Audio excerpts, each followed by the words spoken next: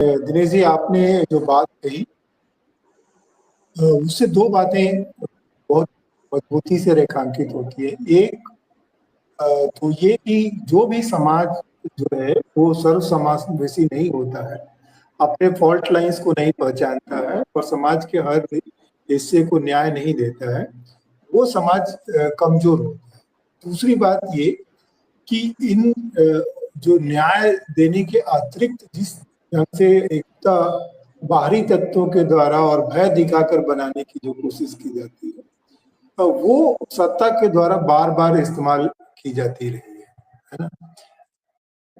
ये बात सच है कि जो हमारे जो संस्कृति के जो मूल तत्व थे, हम लोगों ने भी जो पढ़ा, उसमें जो मूल जो पहचान है उसमें सहिष्णुता, करुणा और प्रेम, ये तीन चीजें एक ढंग से आप कहेंगे। बौद्ध धर्म की तो दो पहचान है ही, करुणा और प्रेम।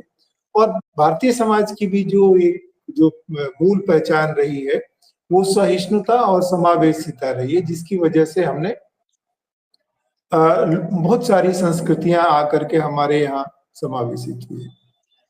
पर अभी जो हमारा अलगाव हुआ है उसमें कट्टरता और भगवाकरण ने एक तर्क तो प्रस्तुत किया है, उनको एक जिसको बोलते हैं कि एक रास्ता तो उनको दिया है, लेकिन ये पूरा कारण नहीं है। पूरा कारण ये है कि अभी जो दुनिया में, देखिए, एक वक्त ऐसा था जब दुनिया के जो छोटे देश थे, अफ्रीका और एशिया के जो तमाम देश और जो दो महाशक्तियां थी जो आपस में एक दूसरे के लिए बैलेंसिंग का काम कर रही थी, वो जैसी दुनिया बनाना चाहती थी।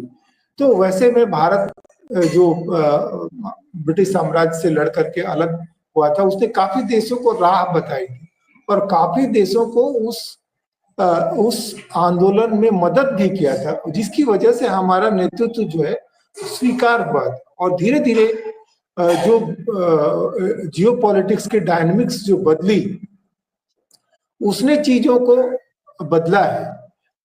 आज जो महाशक्तियां जो जो तर्क इस्तेमाल कर रही हैं, उसमें एक तर्क उनका, एक चीज जो कांस्टेंट रहती है वो ये रहती है कि उनका कितना हित सधता है, और इसके लिए वो तमाम नैरेटिव्स इस्तेमाल करते रहे हैं। ये इसमें सिर्फ हमारा मामला नहीं है।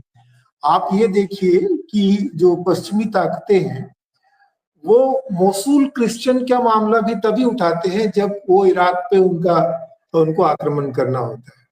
जब यजदी का मामला होता है तो वो भी उसको नहीं उठाते। देखिए, आज जो स्थिति है, उस स्थिति में हुआ ये है कि अमेरिका को लग गया है कि हम उसकी राह पर नहीं चल रहे हैं। रूस अपनी लड़ाइयों में उलझा हुआ, और चीन से हमारी प्रतिद्वंदिता तो है ही, पुरानी हमारी दुश्मनी है। पाकिस्तान हम सब जानते हैं कि पाकिस्तान किस तरह से जो है पश्चिमी ताकतों के लिए उपलब्ध है।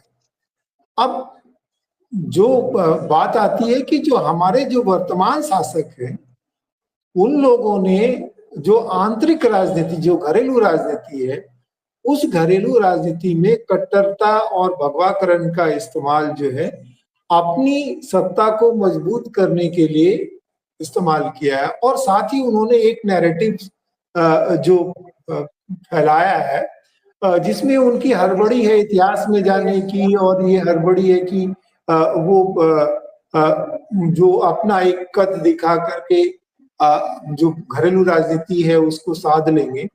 उस हड़बड़ी में इन्होंने जो है कच्चा, जिसको बोलते हैं ना, कच्चा उतार लिए। इन्होंने पंगे जो है तब ले लिए जब इनको अंतरराष्ट्रीय जो जियो पॉलिटिक्स की समझ का उनको अंदाज नहीं रहा, और इतनी ताकत अभी जमा नहीं की कि जो है ये मल्टीफेसेटेड वार झेल पाए। तो देखिए, जो पाकिस्तान का जो मामला है, देखिए, west out and out second world war के बाद से ही आप देखेंगे। चाहे आप इसका उदाहरण, लेबनान का उदाहरण ले लीजिए। जब सीरिया आजाद होने को आया तो वेस्ट ने एक नया देश ही बनाया, लेबनान को, जो क्रिश्चियन बहुल देश था, जो मैरोनाइट क्रिश्चियंस थे। फिर जब उनको लेबनान की जरूरत नहीं रही तो मैरोनाइट क्रिश्चियन की आज कोई बात नहीं करता है, वहां उनको उनके हाल पे छोड़ दिया गया है ना। उसी तरह जो है, जो मोसुल क्रिश्चियन की जो बात है कोई नहीं करता है, उसी तरह जो है यजदी की बात अब कोई नहीं करता है ना। तो उनका जो प्रेम जो है ना उनका, और एक बात मैं ये भी बता दूं, जो इस्लामिक स्टेट का हो, चाहे वो जितने भी कट्टरवादी संगठन है, इन सब की जो 1925 एक बहुत मार्कर डेट है। 1925 में आप देखेंगे कि 1925 में आरएसएस का भी गठन हुआ और 1925 में ही इस्लामिक ब्रदरहुड का भी गठन हुआ। और आप जितने देखेंगे जो इस्लामिक टेररिस्ट ग्रुप है, उस सब की जड़ें जाकर इस्लामिक ब्रदरहुड से जाकर के जुड़ती है। जितने लोग हैं जो आइडियोलॉग हैं वहीं से आए हैं, है ना। तो मैं ये कहना चाह रहा हूं कि ये जो वेस्ट जिस ढंग से चीजों को हैंडल करता है, ये बात तो ठीक है कि हमने तो गलतियां की ही है, लेकिन वो कोई उदार नहीं है ना। और जो अगर हम लिबरल वे पे भी होते और अगर हम उनके हितों को नहीं मानते तो वो हमारे साथ चलते, इसकी कोई गारंटी नहीं।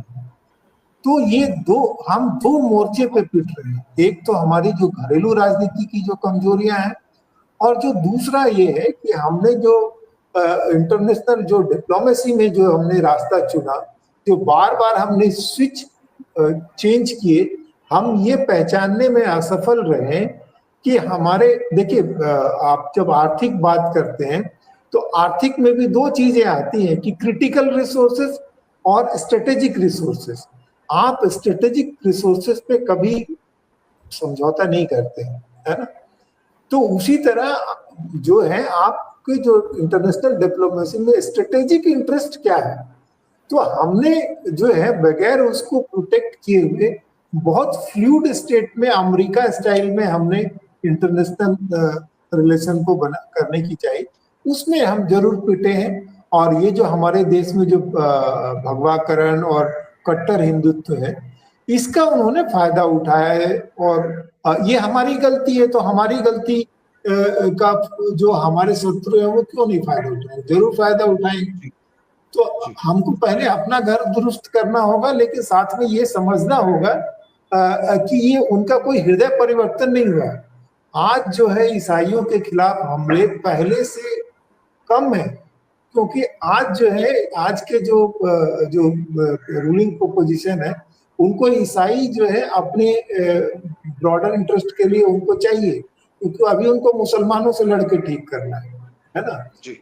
लेकिन अभी जो है सारे वेस्ट जो है हमारे अगेंस्ट में है, क्योंकि हमारी जो इंटरनेशनल डिप्लोमेसी जो है वो बुरी तरह से फेल हुई। और फेल इसलिए हुई कि हमको एक तो हमने घरेलू मोर्चे पे अपने नैरेटिव्स को बहुत ही उनके लिए सुलभ करवाया है हमारे अगेंस्ट जाने के लिए, और दूसरा हमने मजबूती हासिल